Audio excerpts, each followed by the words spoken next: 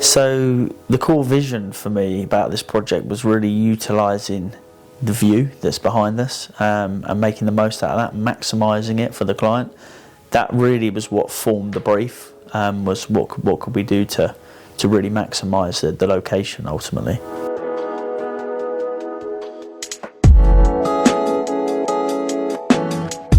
With the nature of these type of projects, old period buildings, stonework and all that sort of stuff you're working with, it can present construction challenges. We did have some issues with listed buildings, so we had a scenario where we had to stop work for a short amount of time because as the project kind of started to grow legs and it became a more extensive refurbishment project, we started to touch more elements of the building. So as it became more expansive, we then began to encroach on some listed material, and then we had to take a pause and then come back around once we had all the documentation in line. But yeah, I would say that was a challenge that we overcome.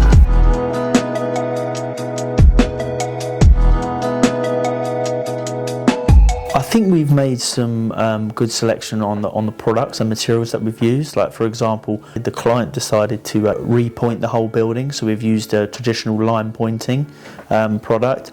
So that's going to offer breathability to the existing stonework on each elevation.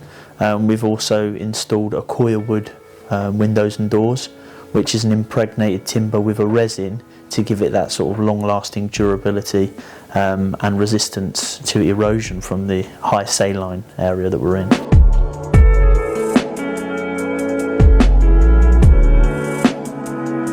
I would say probably here on this rear elevation.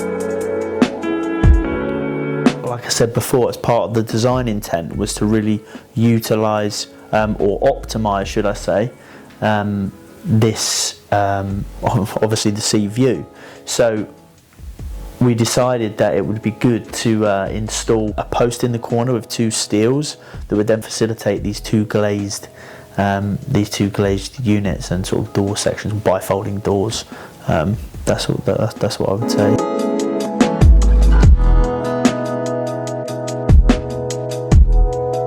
We, on the whole, used quite a bit of our own in-house labour on this project. We did partner with a bathrooms company down in this area who done an element of the design and also done the supply of the stuff, the supply and the fit. So yeah, I would say we collaboratively worked with a local business to deliver that element of the project.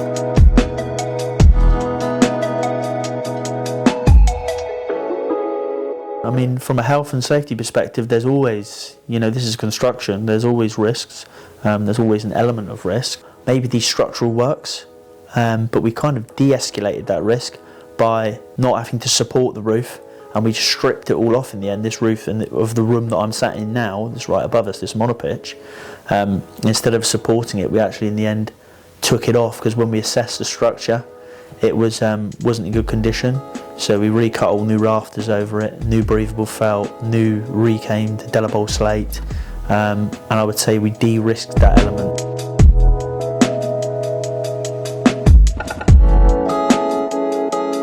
For me, it was more about the client and how they were open to being influenced and open to suggestion. It wasn't like a hard and fast script around this is what we need to do all. It was a generalised brief, and then we kind of built the spec as we went. Although we had an architect with some good design intent, before the architect was introduced, we were able to put a spin on some of the quirks and things that we're going to introduce to the project in terms of its detailing and finishing. This is a prime example in terms of the post and the steel section.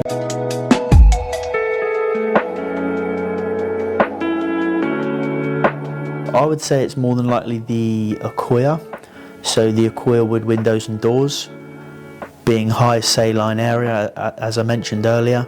Obviously, a lot of salt water coming off the ocean, and having a premium product in Accoya wood, I've used in a project actually in Sidmouth. So I would say that is a transferable.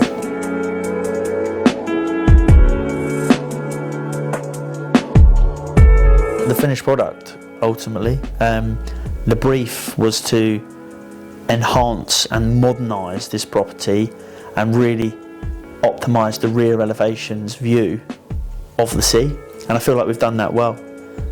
We've enhanced the property throughout, we've modernised it, put some really nice quality fittings and finishes in it, and obviously we've added this glazed elevation at the rear without actually extending the existing footprint. So I think that's a real success.